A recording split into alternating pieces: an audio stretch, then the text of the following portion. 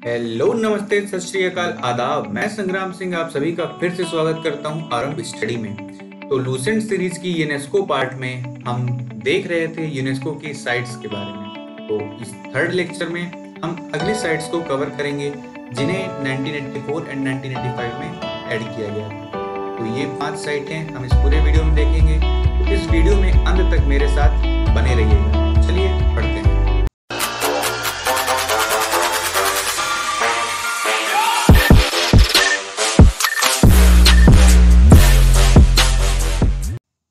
तो आज हम इन 5 तीरों को पढ़ेंगे।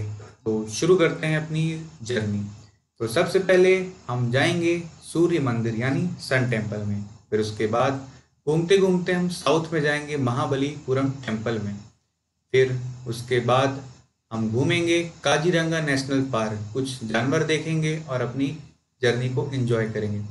फिर उसके बाद हम दूसरे वाइल्ड लाइफ सेंचुरी में घूमेंगे, कहाँ पे पाया जाता है ये, और कुछ अच्छे अच्छे जानवर भी देखेंगे। देन उसके बाद केवलादेव नेशनल पार्क, हम इसमें साइबेरियन पक्षी को देखेंगे। तो इस पूरी यात्रा में बने रहिएगा। तो चलिए शुरू करते हैं सबसे पहले सन टेम्पल से। तो सन टेम्पल सूर्य मंदिर इसे क्यों कहा जाता है, यह इस आगे वीडियो में देखेंगे। इसका ऑफिशियल नेम सन टेम्पल है। इंक्लूजन ईयर इसे कब शामिल किया गया, 1984 में। अब क्वेश्चन आप लोग कंफ्यूज करना शुरू करेंगे। पिछले वीडियो में जो हमने देखा सारी 1983 की साइट्स थी।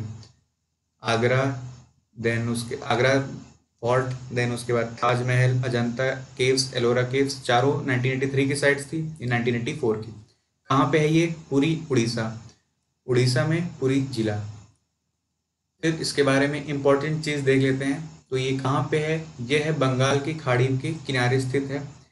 इसमें सबसे फेमस है सूर्य देवता का रथ, जो हमने ये चित्र में देखा है ये। तो इसमें यही सबसे ज़्यादा फेमस चीज़ें हैं। देन इसके बाद 24 पहियों का एक प्रतीकात्मक डिज़ाइन से इसे चारों तरफ से सजाया गया है। फिर इसे बनाया कब गया था, 13वीं शताब्दी में। तो ये इतना पुराना मंदिर है।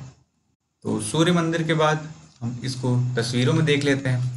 तो एक चीज़ें मैं इससे करंट में इम्पोर्टेंट बता देता हूँ। तो हाल ही में ASI, जो कि आर्कियोलॉजिकल सर्वे ऑफ इंडिया, जिसको संरक्षण करने के लिए जिम्मेदारी दी गई है इन मॉन्यूमेंट्स की, उसने क्या किया था कि इसमें एक निर्माण किया था इसको साफ करने के लिए। तो उससे काफ़ी विवाद पैदा हो गया था कि इसमें जो ये नक्काशियाँ बनी हैं उसको डिस्टॉर्ट कर दिया गया है। तो ये काफ़ी न्यूज़ में भी था, तो मे भी इम्पोर्टेंट हो सकता है आपके पेपर के लिए। फिर उसके बाद अब मोदी जी ने चाय पिलाई शी जिनपिंग को, इसलिए महत्वपूर्ण बनता है महाबलीपुरम टेम्पल। तो अभी लेटेस्ट में चाइना का काफ़ी इशू चल रहा है। तो मोदी जी ने कहाँ पे बुलाया था शी जिनपिंग को, महाबलीपुरम मंदिर में। काफ़ी फेमस पिक्चरें आई थी मोदी जी की। देख लेते हैं इसका ऑफिशियल नेम। अब आप देखेंगे कि ऑफिशियल नेम जो बार बार मैं चिल्ला रहा हूँ उसका क्या काम है। तो नॉर्मली महाबलीपुरम टेम्पल कर देते, कोई ममल्लपुरम कह दिया, कोई कुछ कह दिया, बट ऑफिशियल जो यूनेस्को की साइट में है उसका क्या नाम है, group of monuments at Mahabalipuram. 1984 में इसे शामिल किया गया। चिंगलपुट जिला तमिलनाडु में है। तो आप बेसिकली तमिलनाडु भी याद कर लेंगे तो मोर बेटर। तो उसके बाद डिस्क्रिप्शन देख लेते हैं। इसमें जो ये इसके डिज़ाइन बनाई गई है मंदिर की, इसे भी रॉक से काट के बनाया गया। कहाँ पे, कोरोमंडल तट। तो एक और क्वेश्चन इंपॉर्टेंट हो के आता है कि महाबलीपुरम मंदिर इस तट पे है, तो कोरोमंडल तट पे है। कब बना था, 7th and 8th सेंचुरी पे। तो सबसे ज़्यादा फेमस ये वहाँ के रथों के लिए। तो वहाँ के रथ जो कि मंदिर हैं चैरियट फॉर्म में, उनके लिए फेमस है। तो ये आप इनके बारे में देख पाएंगे। यहीं पे ये मोदी जी ने घुमाया था शी जिनपिंग को, काफ़ी चमकदार बना दिया था। फिर इसके बाद अब हम देखते हैं कुछ जानवरों को। तो मंदिर के बाद अब थोड़ा जानवरों को भी देख लेते हैं। तब बारी आएगी काजीरंगा नेशनल पार्क की। तो ये देखेंगे कि ये काफ़ी ज़्यादा फेमस है और सभी जानते हैं असम में पाया जाता है ये। फिर इसको शामिल किया गया था 1985 में यूनेस्को की साइट में। तो स्पेशली आप देखेंगे इसमें कोई डिस्ट्रिक्ट नहीं लिखा गया है, क्योंकि ये पूरे असम राज्य में फैला हुआ है, इसलिए इसको लोकेशन स्टेट ऑफ असम लिखी गई है। इसमें सबसे इम्पोर्टेंट क्या है कि ये भारत के सबसे पूर्वी क्षेत्रों में आता है। मतलब भारत का जो पूर्वी हिस्सा है वहाँ पे आप जाएंगे तो काजीरंगा नेशनल पार्क मिलेगा आपको। टोटल, तो वहाँ पे ये पाया जाता है। And then the most important चीज़ इसके बारे में जो क्वेश्चन काफ़ी ज़्यादा आते रहते हैं, वन हॉर्न्ड राइनोसोरस जो कि एक सींग वाले गैंडे कहाँ पाए जाते हैं, तो काजीरंगा। एक सींग वाले गैंडे कहाँ पाए जाते हैं, काजीरंगा में। तो ये है। एंड देन इसके साथ गैंडे तो पाए भी जाते हैं और भी कई सारे बाघ, हाथी, पैंथर, भालू सारे कुछ पाए जाते हैं। तो ये देख लीजिए एक सींग वाला गैंडा, आपको बहुत अच्छा लगेगा। काजीरंगा से अब हम चलते हैं मानस वाइल्ड लाइफ सेंचुरी पे। तो यह भी असम राज्य में है। इसे 1985 में शामिल किया गया था यूनेस्को की साइट में।